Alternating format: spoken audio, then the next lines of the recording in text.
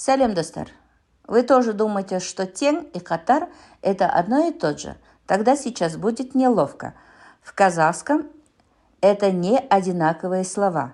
И если перепутать, смысл меняется. Сохраняйте, чтобы больше не путаться. Тең равны по значению, уровню, статусу. Мен саған тең емеспін. Я тебе не ровня. Бәрі заң алдында тең. Все равны перед законом. Екі жауапта тең. Оба ответа равны. Это просто равенство, сила, право, значение. Катар рядом, вместе, подряд. Катар рядом одновременно, в одном ряду. Мен оның қасында қатар отырдым. Я сидела рядом с ним. Екі күн қатар жауын жауды. 2 дня подряд шел дождь. Это про положение рядом или последовательность.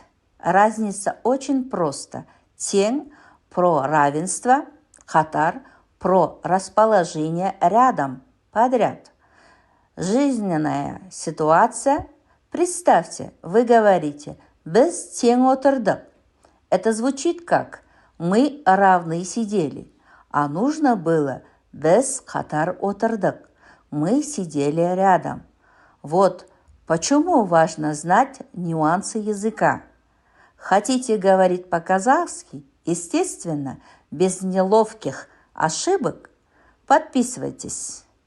Здесь казахский легко, с душой. Продолжение жду от вас.